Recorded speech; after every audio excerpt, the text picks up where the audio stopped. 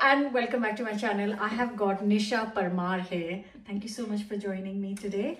And she has not come empty-handed. She has got her beautiful book Share, and you're cooking from the book. I am. We're going to make what's on the front cover actually. We're making these. Yes.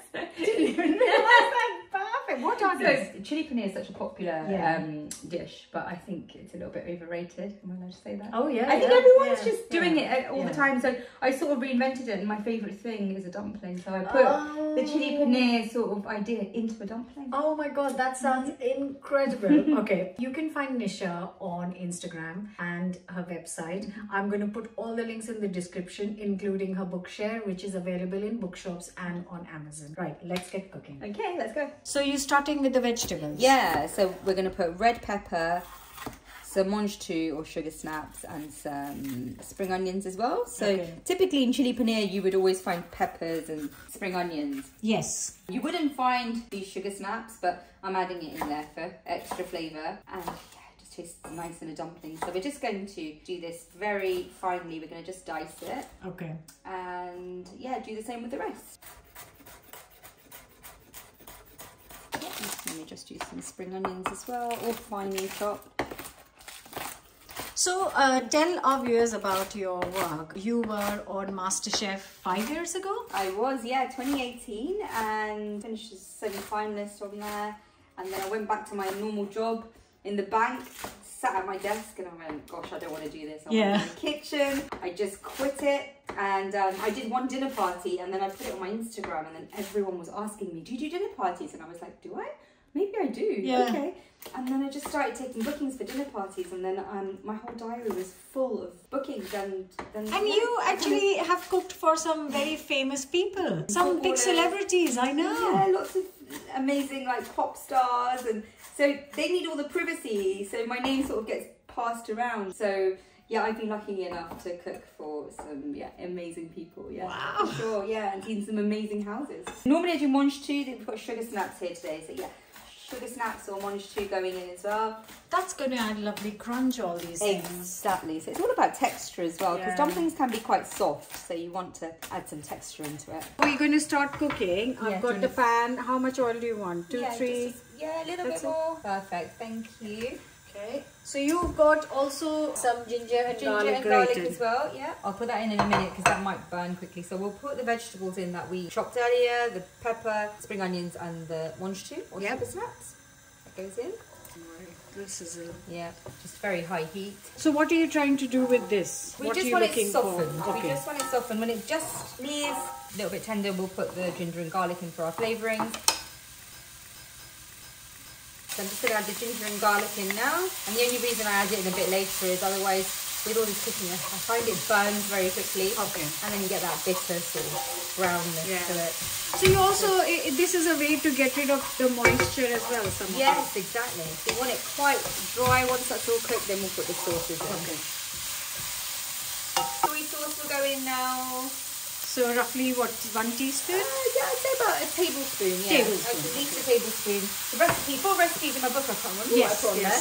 But yeah, then this is a bit of oyster sauce. I know I'm kind of doing it by eye, but you can use mushroom sauce as well if you're vegetarian. Okay. So yeah, I'd say it's about a heavy tablespoon of each.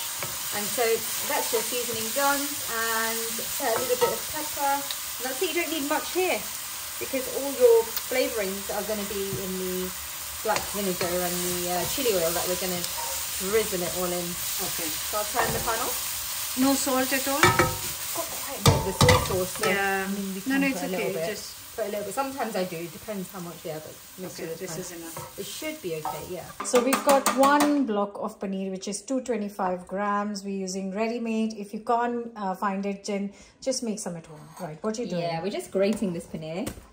So just like normal cheese grating, and then we're going to add this paneer into the vegetable mixture. Because it's going to steam, it will cook in the dumplings. There's no need to cook this beforehand. Perfect.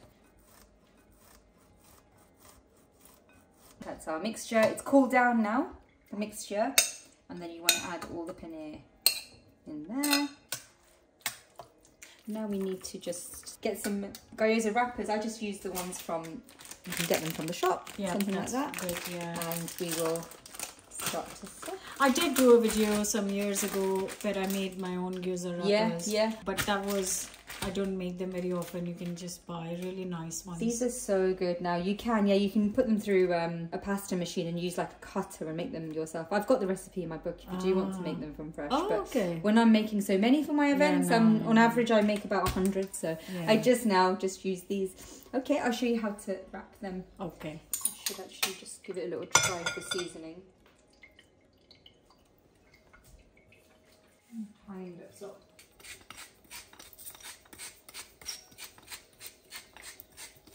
the idea is with the wrappers, you just want to line the outside like that. Put a teaspoon of the filling in the middle like that, and then I bring up all the corners like this into this kind of shape, and then squeeze it together until you get a little shape like that. Oh, lovely. It looks a little bit like the momo shape. You know, in Nepal they do momos. Yes. So I think that's where the sort of shape is inspired from. You can do any shape. You can do like a normal gyoza shape as well if you prefer. If you feel like you can't wrap, you can just fold it together in a moon shape. You can just do that. Yeah. Or you can do it like a triangle. If you do that side and then you put that side like that. That's easy. You can do that. That's an easy shape too. Yes. See? So and it looks so pretty. Yeah, you can do that shape. So there's lots of different shapes you can do if you just want to do a half moon. Don't feel like you have to do the shape that I do. It's just my clients, fancy. My clients are sort of used to that shape now. They like it. It's more of a one mouthful if you pick it up with chopsticks. So if you were to do this shape, you can just, you know, press it together, then you get a half moon like that. So that's an easy one. So don't get intimidated if you think you can't do the wrapping. You can definitely opt for the more easier option. So then I'll just carry on. What I do is I pinch it here if you do want to make that shape, and then I pleat it all the way along as if I was like doing a fan. So I pleat it all the way until I get to the end, and then I bring it up here, and then I squish it like that between my thumb and index finger like that. And then you get that shape there. So we have also got a pan with boiling water underneath it. So this is what we're steaming it in. You can use a normal steamer, but there's the boiling water in there.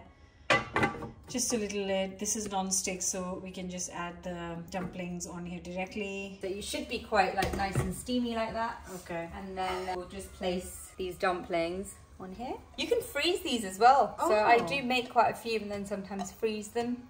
And when I need them, they work really good from frozen too. And how long are you doing this for? About sort of 6 to 7 minutes. Okay. Yeah, you'll see when they sort of expand and they become a bit translucent, and you'll be able to see the filling, so you'll be able to tell that they're done. Here we go. Like that. So it's been 6 minutes. Ooh. And they've been steamed. Oh, so they have gone a bit translucent. Yes, they'll go plump, doubled in size. Yes. So we'll just get a few. Okay, use a spatula or tongs. Yeah, you know, we just all have asbestos hands as chefs. So we've got a amazing sauce coming up. What have you got there? So here, this is just ketchup mayonnaise and some black vinegar. So it gives it that nice... So can you buy black vinegar? Yes, you can buy black vinegar. This gives it that nice tang. Yes. But it's not essential. If you can't get it, then some rice wine vinegar. Okay. Will do. I put ketchup mayonnaise in there, which is a sweet Malaysian soy sauce. And this is chili oil, a crispy chili oil. You can buy this as well. This is my homemade one, but you can buy it as well. And then I'm just going to pour a bit of that over the dumplings, and then you want to give it a final flurry of some coriander. I've got some of this left over from a dinner party, but normal coriander is fine. This is like coriander cress. It's like baby coriander. Fancy coriander. It's fancy posh coriander, yes. It looks nice on the dumplings, so.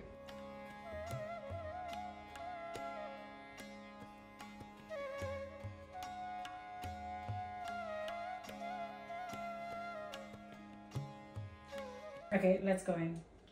The whole thing, yeah? Okay, the whole thing. Wow!